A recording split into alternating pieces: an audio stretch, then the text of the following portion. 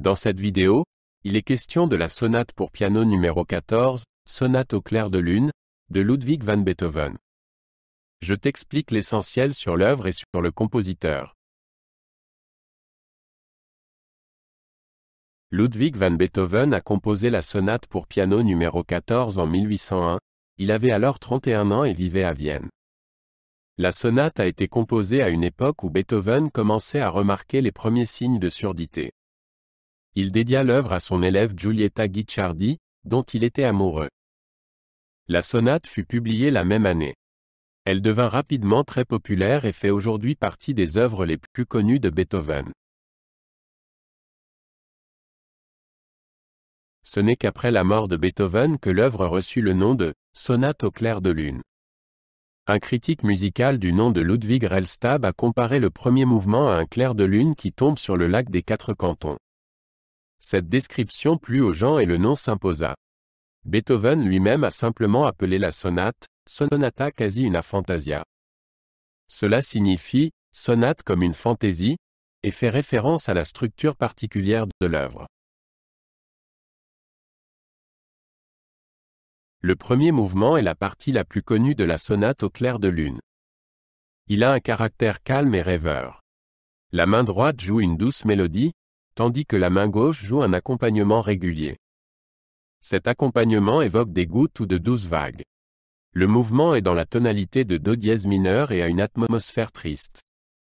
Il se termine de manière douce et retenue. De nombreuses personnes trouvent ce mouvement particulièrement expressif et émotionnel.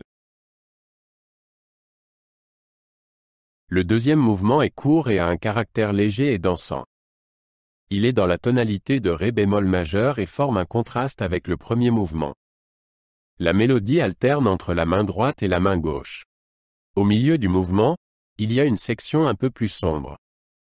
Ensuite, le thème principal revient. Le mouvement se termine en douceur et en silence. Il sert de transition entre le premier mouvement lent et le troisième mouvement rapide. Le troisième mouvement est rapide et orageux. Il est à nouveau en do dièse mineur et forme un fort contraste avec les deux premiers mouvements. La musique est pleine d'énergie et de passion. Le pianiste doit jouer beaucoup de courses et d'accords rapides. Au milieu du mouvement, il y a un passage plus calme. Ensuite, l'ambiance orageuse revient. Le mouvement se termine par une conclusion puissante. Il montre la capacité de Beethoven à écrire de la musique dramatique et virtuose. La sonate « Clair de lune » a une structure inhabituelle pour une sonate pour piano de son époque. Normalement, une sonate commence par un mouvement rapide. Mais Beethoven a choisi ici un premier mouvement lent. Les trois mouvements forment de forts contrastes entre eux. Dans cette œuvre, Beethoven expérimente de nouveaux timbres et de nouvelles ambiances. Il exploite toute la tessiture du piano de l'époque. La sonate montre la capacité de Beethoven à écrire une musique expressive et pleine d'émotions. La sonate au clair de lune fut un grand succès pour Beethoven. Elle devint rapidement très populaire et fut souvent jouée. L'œuvre contribua à asseoir la réputation de compositeur novateur de Beethoven. De nombreuses personnes ont été impressionnées par la profondeur émotionnelle de la musique. La sonate a influencé des compositeurs ultérieurs tels que Chopin et Liszt. Pour Beethoven lui-même, elle a constitué une étape importante dans son développement artistique. Elle montrait qu'il maîtrisait la forme classique et qu'il pouvait en même temps la renouveler. La sonate au clair de lune est considérée comme l'une des œuvres les plus importantes de la littérature pour piano. Elle marque le passage du classicisme au romantisme dans la musique.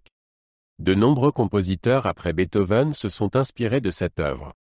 La sonate a souvent été adaptée et arrangée pour d'autres instruments. Elle a également été utilisée dans des films et dans la musique pop.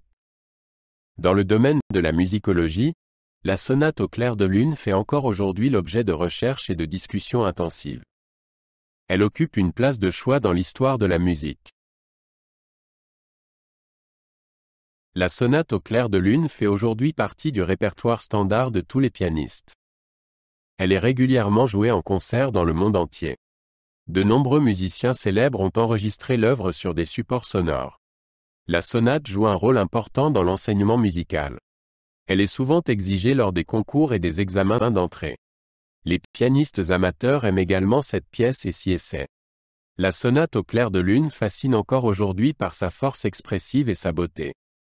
Elle est l'une des œuvres pour piano les plus populaires.